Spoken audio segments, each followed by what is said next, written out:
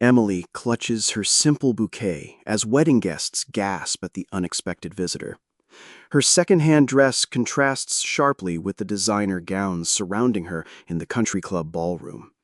The wealthy CEO's humble waitress bride faces his glamorous ex-fiancée, who holds a manila envelope like a weapon. In 30 minutes, they'll exchange vows, if Victoria Miller doesn't destroy everything first. The clock above the altar ticks toward 2 o'clock as secrets threaten their perfect day. Before we begin, tell me where you're listening from, and tap subscribe so you never miss a story. Emily smooths her grandmother's vintage wedding dress as she stares at her reflection in the bridal suite mirror. The ivory lace, yellowed with age, tells stories of love that lasted decades. Her hands shake as she adjusts the pearl necklace, her only valuable possession, inherited from her mother. "You look beautiful," her best friend Sarah whispers, applying final touches to Emily's simple makeup. "I can't believe this is real," Emily replies, her voice trembling with emotion. Through the window, she watches expensive cars arrive at the country club. James's business associates emerge in tailored suits while their wives display designer jewelry that costs more than Emily's yearly salary. She recognizes some faces from the diner where she served coffee for 5 years. "James chose you," Sarah reminds her gently. "Not his money or status. You." The scent of jasmine drifts through the open window, mixing with her nervous perspiration. Emily touches her grandmother's pearl necklace one more time for luck.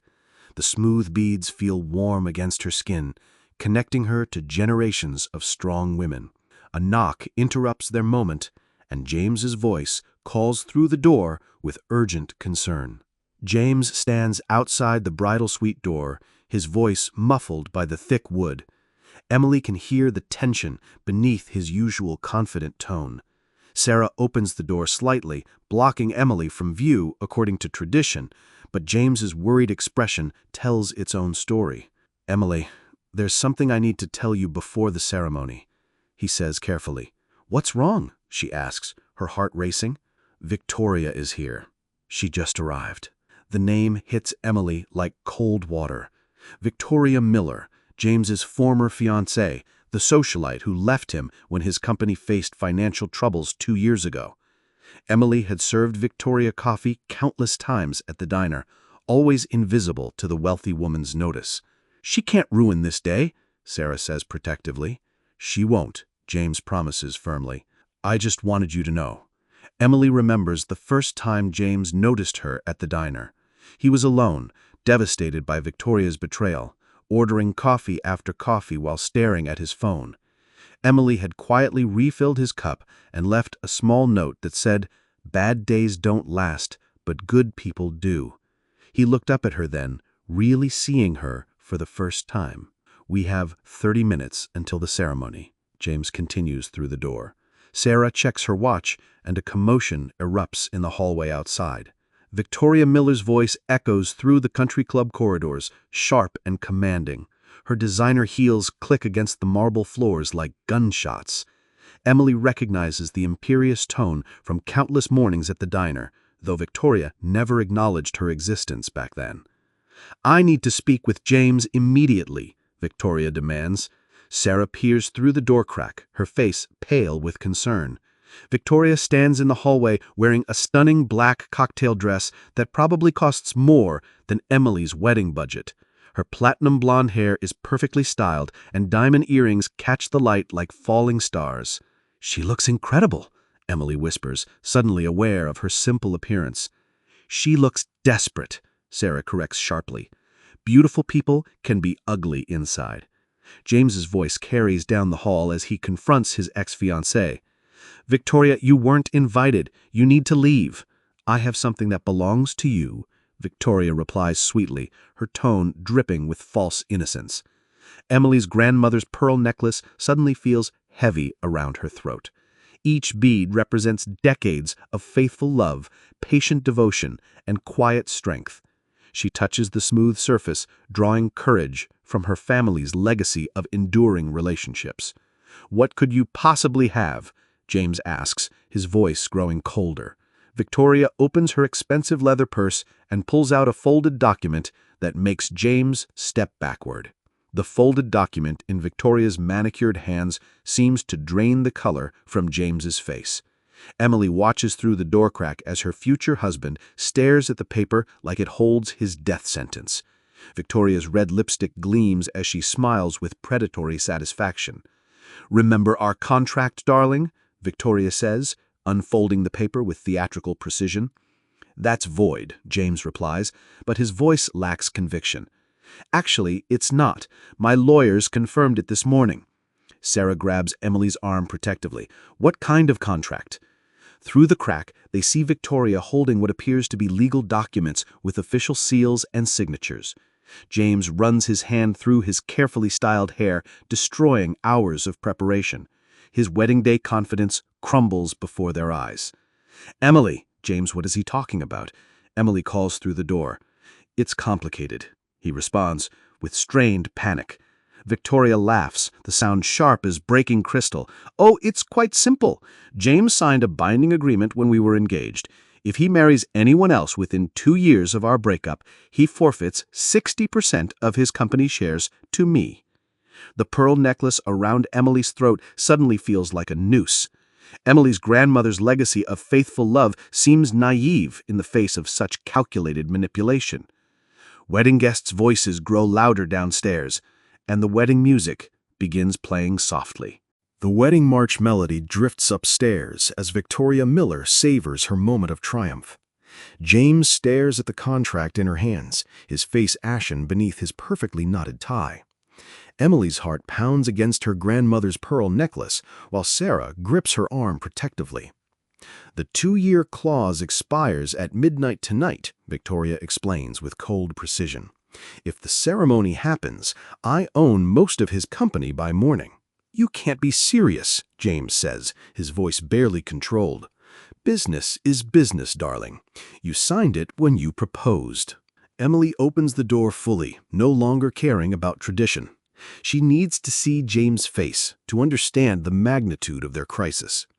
Victoria's eyes widened with recognition, the invisible waitress now wearing white, claiming her territory. "Emily Carter," Victoria says with mock sweetness. "How lovely to see you again." "We never met," Emily replies quietly.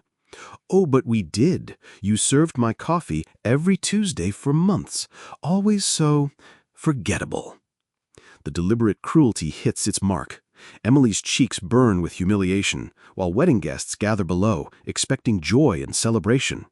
The scent of her jasmine bouquet mingles with Victoria's expensive perfume, creating a suffocating mixture. James steps protectively toward Emily, but Victoria holds up the contract like a shield. Victoria waves the contract in the air, her diamond bracelet catching the hallway light. The legal document represents 2 years of careful planning and patient revenge. James's financial empire hangs in the balance, while his bride stands frozen in her grandmother's vintage dress. "I had my lawyers review every detail," Victoria continues smugly, "ironclad and binding." "Why are you doing this?" Emily asks, her voice stronger than she feels. "Because he chose poorly," Victoria replies, looking Emily up and down dismissively. "A waitress, really, James." Sarah steps forward angrily. "Emily has more class than you'll ever have." "Class doesn't pay for country club memberships, dear." The cruel words echo through the corridor as wedding guests begin climbing the stairs to check on the delay. Emily can hear James's mother calling his name, confusion evident in her voice. The ceremony should have started 5 minutes ago. "What do you want?" James asks through clenched teeth. "Simple. Call off this ridiculous wedding and marry me instead. Tonight." Emily's pearl necklace seems to tighten around her throat. The family heirloom that once symbolized enduring love now feels like evidence of her inadequacy. Victoria's proposal hangs in the air like poison gas.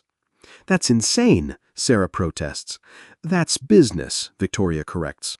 "James keeps his company, I get the life I deserve, and little Emily here goes back to serving coffee." The grandfather clock downstairs chimes 2:15, and a new voice calls from the bottom of the stairs. Mrs. Grant appears at the stair landing, her silk mother-of-the-bride dress rustling with each step. Her concerned expression takes in the tense scene. Victoria holding legal documents, James looking devastated, and Emily clutching her bouquet like armor. The jasmine flowers tremble in her shaking hands. "What's happening here?" Mrs. Grant asks, her voice carrying decades of social authority. "Just clearing up some unfinished business," Victoria replies smoothly. "Victoria Miller. We met at the engagement party." "I remember you," Mrs. Grant says coldly, refusing the handshake. "You left my son when he needed you most. I'm here to make amends." Emily watches the exchange with growing dread. Mrs. Grant has always been kind to her, but seeing Victoria's polished sophistication next to Emily's humble appearance creates obvious contrasts. The country club setting, the expensive decorations, the wealthy guests, everything highlights Emily's outsider status. "James," her mother says gently, "the minister is asking about the delay." "Tell him we need 5 more minutes," James replies, his voice tight with stress. Victoria checks her expensive watch, its gold band catching the light. "Actually, we need much longer than that. This contract requires immediate attention." "What contract?" Mrs. Grant demands. The wedding guests downstairs grow restless, their voices rising with concern and curiosity. Emily can hear champagne glasses clinking and nervous laughter as the celebration atmosphere shifts towards confusion. Victoria unfolds the document completely, and Mrs. Grant's face goes completely white. Mrs. Grant reads the contract with growing horror, her manicured fingers tracing the legal language. Her silk dress shimmers as she trembles with barely contained anger. Victoria watches with satisfied pleasure, while James stands helplessly beside his bride and his mother. "This is unconscionable," Mrs. Grant whispers, "predatory and cruel." "It's legally binding," Victoria corrects cheerfully. "James signed it willingly when we were in love." "We were never in love," James says bitterly. "You loved my bank account." "And now I can own most of it." Emily feels the weight of everyone's stares. Her second-hand dress, her inherited jewelry, her working-class background, everything seems inadequate in this moment of high-stakes drama. The jasmine bouquet wilts slightly in her nervous grip, petals beginning to brown at the edges. "There has to be another way," Sarah insists desperately. "There is," Victoria replies with mock sympathy. "James marries me tonight instead. Problem solved." Mrs. Grant folds the contract with sharp, angry movements. Her usual composure cracks under the pressure of watching her son's happiness destroyed. Wedding guests continue gathering downstairs, their expectations building toward an explosion of disappointment. "This is blackmail," Mrs. Grant states firmly. "This is business," Victoria counters. The grandfather clock chimes 2:15, and a new voice calls from the bottom of the stairs. The minister's voice echoes up the stairwell, concerned and slightly impatient. "Is everything all right up there? The guests are getting restless." His words cut through the tension like a knife, reminding everyone that 200 people wait below for a ceremony that may never happen. "We'll be right down, Father Sullivan," Mrs. Grant calls back, her voice strained but controlled. Emily stares at the contract in Victoria's hands, feeling her dreams crumble like the browning petals of her jasmine bouquet. The flowers her grandmother grew in their tiny apartment garden now seem pathetic compared to Victoria's flawless appearance and ruthless intelligence. "How long have you been planning this?" James asks his ex-fiancée. "Since the day you announced your engagement in the society pages. Poor little Waitress marries her prince. So predictable." "Emily isn't poor in the ways that matter," Mrs. Grant says fiercely. "Noble words, but they won't save James's company." Sarah checks her phone nervously. "Emily, maybe we should postpone the ceremony. Give James time to fight this legally." "By then, it'll be too late," Victoria interjects. "The clause expires at midnight tonight." Emily touches her pearl necklace, feeling each smooth bead like a prayer. Her grandmother wore these pearls through the Great Depression, 2 wars, and 60 years of marriage to a factory worker. Their love survived because it was built on something stronger than contracts. "What if I sign something too?" Emily asks suddenly. Everyone turns to stare at her, and Victoria's smile falters for the first time. Victoria's confident expression wavers as Emily steps forward with unexpected determination. The vintage wedding dress rustles softly as she moves, and her grandmother's pearl necklace catches the light like armor. James looks at his bride with surprise and growing admiration. "What do you mean, sign something?" Victoria asks suspiciously. "A prenuptial agreement," Emily explains, her voice growing stronger.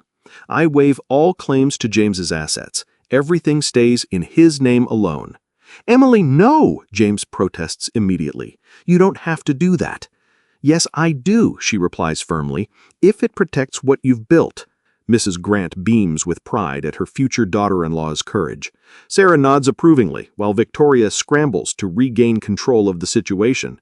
The contract in her hands suddenly seems less powerful against Emily's unexpected legal maneuvering. "That's very noble," she says with forced sweetness, "but it doesn't change our contract." "Actually, it might," Mrs. Grant interjects thoughtfully.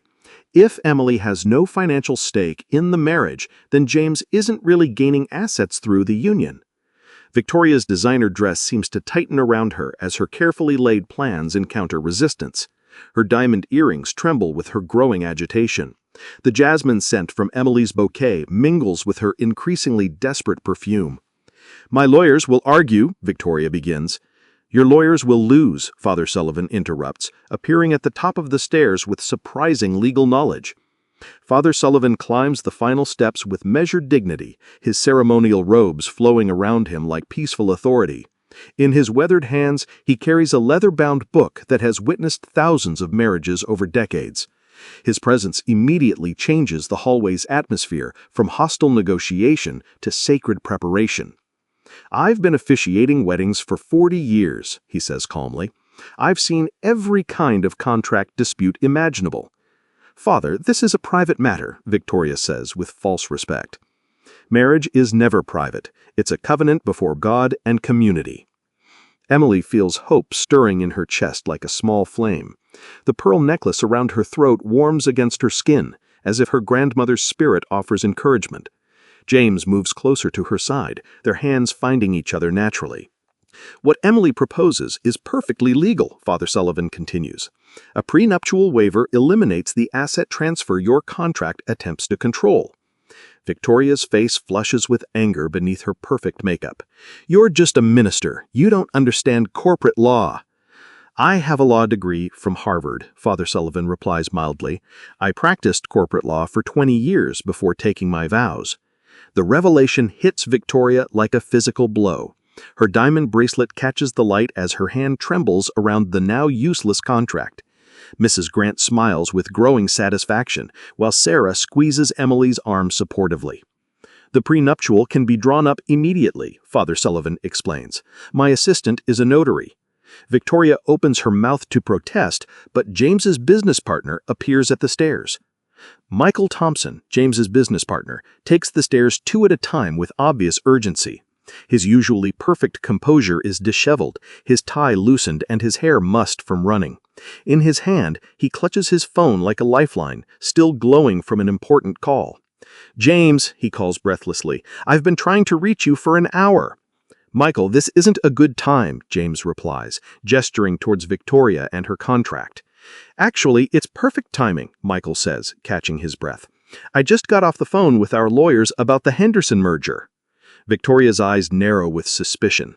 The Henderson merger has been James's biggest deal in years, worth millions in new contracts and expansion opportunities. Emily remembers serving coffee to Michael countless times as he and James planned their strategy at the diner. "What about it?" Mrs. Grant asks. "It's finalized, signed an hour ago," Michael announces with a huge grin. "James, you're about to be worth 3 times what you were yesterday." The hallway falls silent, except for the grandfather clock's steady ticking. Victoria's contract suddenly represents a much smaller percentage of James's total worth. Her diamond earrings seem to dim as her leverage evaporates before everyone's eyes. "That changes everything," Father Sullivan observes quietly. Emily looks at her jasmine bouquet, noticing that new buds have opened during the crisis. Life continues growing, even in moments of greatest stress. Her grandmother's pearl necklace feels warm and protective against her throat. James moves closer to her side, their hands finding each other naturally. "Congratulations, partner," Michael says, embracing James warmly. Victoria crumples the contract in her manicured fists, and her face transforms into something truly ugly. Victoria's composure shatters completely as she realizes her carefully planned revenge has backfired. The crumpled contract trembles in her clenched fists while her perfect makeup begins to smear with frustrated tears. Her designer dress, so elegant moments before, now seems like costume armor falling apart in battle. "This isn't over," she hisses, her voice losing all pretense of sweetness.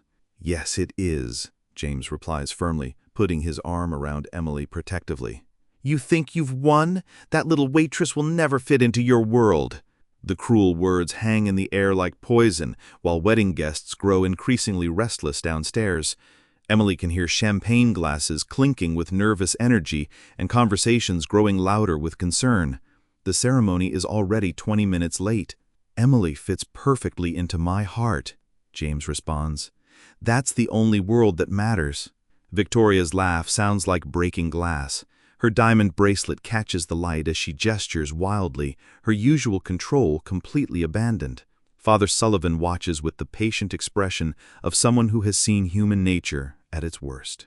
"She'll embarrass you at every business dinner, every charity gala, every important event." "That's enough," Mrs. Grant interrupts sharply.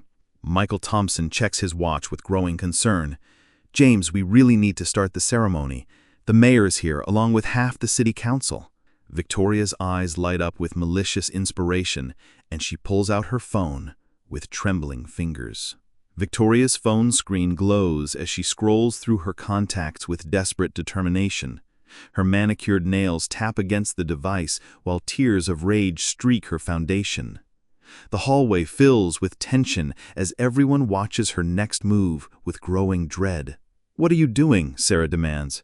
"Calling the society reporter from the Tribune," Victoria replies with venomous satisfaction. "They'll love this story." Emily's heart sinks as she imagines the headlines: "CEO's wedding crashes over gold digger accusations," or "Waitress breaks up business empire." Her grandmother's pearl necklace suddenly feels like a target, marking her as an outsider trying to climb above her station. "Victoria, don't," Mrs. Grant pleads. "Think about what you're doing." "I'm thinking perfectly clearly for the first time in months." The phone connects, and Victoria's voice immediately transforms back to its sophisticated tone. "Hello, Rebecca. It's Victoria Miller. I have a story that will make tomorrow's front page." James reaches for the phone, but Victoria steps away with practiced grace. Her designer heels click against the marble floor as she moves towards the stair railing, positioning herself where everyone below can hear her conversation. "A certain CEO is marrying his former waitress today, but there's so much more to the story." Father Sullivan shakes his head sadly, while Michael checks his phone for damage control options. The jasmine in Emily's bouquet seems to wilt further with each word. Victoria's voice grows louder and more theatrical, but suddenly stops mid-sentence. Victoria's phone call cuts off abruptly as she stares at her screen in confusion. The device has gone completely black, despite showing full battery moments before. She taps frantically at the screen while her confidence crumbles along with her technology. "What happened?" she asks desperately. Michael Thompson holds up his own phone with a slight smile. "Signal jammer. I activated it when you started making threats." "That's illegal." "So is harassment and extortion," Father Sullivan points out calmly. Emily watches Victoria's final scheme collapse with a mixture of relief and pity. The sophisticated socialite has reduced herself to desperate measures, revealing the emptiness beneath her polished exterior. Her diamond jewelry seems gaudy now, and her designer dress looks like an expensive disguise. "You can't stop me from talking to people," she says, her voice rising toward hysteria. "Actually, we can," Mrs. Grant interjects with quiet authority. "I know Rebecca personally. She won't publish gossip about family friends." The hallway fills with the sound of wedding guests moving toward the stairs, drawn by the commotion. Emily can hear familiar voices from the diner, her regular customers who came to support her special day. Their loyalty means more than all Victoria's connections. "This is insane," Sarah whispers, clutching Emily's arm. Victoria backs towards the stairs, still clutching her useless phone. Her perfect hair has begun to fall from its elaborate style, and her lipstick has smeared across her chin. The transformation from elegant socialite to desperate woman is almost complete. "You'll regret this," she calls back, starting down the stairs. But James's voice stops her cold with 3 simple words that change everything. "Victoria, I'm sorry," James calls out, his voice carrying genuine compassion despite everything she's put them through. The unexpected apology stops her retreat down the marble staircase, her designer heels frozen mid-step. She turns slowly, mascara streaking her cheeks like black tears. "What did you say?" "I'm sorry you're in so much pain that you'd try to destroy someone else's happiness." The words hit Victoria harder than any angry response could ever have. Her diamond earrings catch the light as she trembles, her carefully constructed armor of sophistication finally cracking completely. Emily watches with growing understanding. Victoria's cruelty comes from her own deep loneliness. "I don't need your pity," she whispers, but her voice breaks. "Not pity, forgiveness." Mrs. Grant nods approvingly at her son's grace, while Father Sullivan smiles with professional satisfaction. Michael puts away his signal jammer, no longer needed. The jasmine in Emily's bouquet releases its sweet fragrance, competing with the scent of Victoria's expensive perfume. The grandfather clock chimes 3 o'clock, 1 hour late, and Victoria makes a choice that surprises everyone. Victoria slowly removes her hands from her tear-streaked face, revealing a vulnerability none of them have seen before. Her diamond earrings catch the light as she straightens her shoulders with visible effort. The designer dress that seemed like armor now appears like a costume she's ready to remove. "You're right," she says quietly, her voice barely audible. "I have been in pain." Emily steps forward instinctively, her grandmother's pearl necklace warm against her throat. The jasmine bouquet in her hands releases its sweet scent as she moves closer to the woman who tried to destroy her wedding day. "Victoria," Emily says gently, "it's okay to hurt, but it's not okay to hurt others." "I know," Victoria replies, tears flowing freely now. "I've been so angry since you left, James. Not just at you, but at myself." Mrs. Grant approaches with the maternal instinct that has guided her through decades of raising children. Her silk dress rustles as she offers Victoria a lace handkerchief, a gesture of unexpected kindness toward her son's tormentor. "Anger is a heavy burden to carry," Father Sullivan observes with clerical wisdom. "Forgiveness frees both the giver and receiver." Michael Thompson checks his watch nervously. "The guests are getting concerned, but we can still have a beautiful ceremony." Victoria looks around at the faces surrounding her. No longer enemies, but people offering compassion despite her cruelty. Her phone lies forgotten on the marble floor. Its broken screen reflects the fractured person she's become. "What do you need from me?" she asks James directly. "Just step back and let us be happy," he replies simply.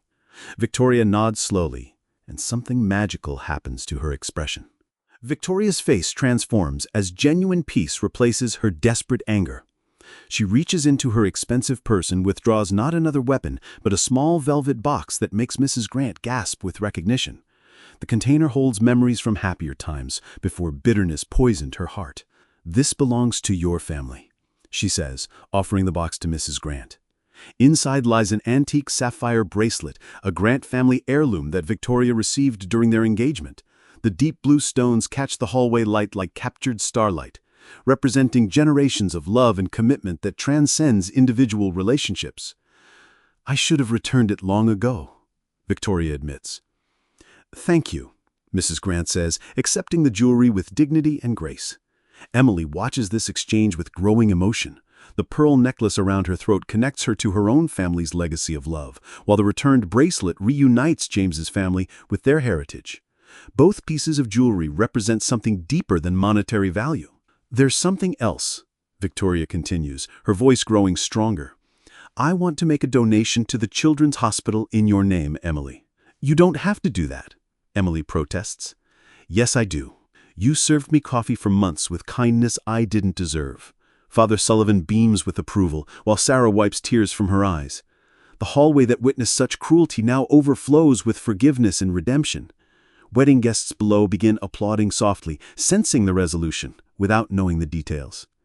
Victoria checks her appearance in her phone's black screen and finally smiles, genuinely. Victoria uses Mrs. Grant's lace handkerchief to repair her makeup with practiced efficiency. The woman who entered as a sophisticated destroyer now prepares to leave as someone seeking redemption. Her diamond jewelry still sparkles, but no longer seems like armor against the world. "How do I look?" she asks with self-deprecating humor. "Like someone who found her way back to herself," Emily replies warmly. "Better than I've looked in months," James adds with genuine kindness. Victoria straightens her designer dress one final time, transforming from wedding crasher to unexpected guest. The sapphire bracelet now adorns Mrs. Grant's wrist, where it belongs among family. The grandfather clock chimes 3:15 as normal time begins again. "I should go," Victoria says, but without the desperate urgency that brought her here. "You could stay," Emily offers impulsively, surprising everyone, including herself. "For the ceremony?" Victoria's eyes fill with fresh tears, but these carry gratitude instead of rage.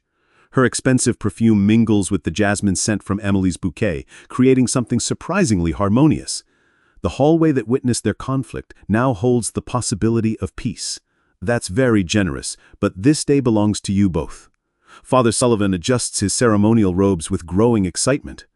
"Speaking of which, we have 200 guests waiting for a wedding."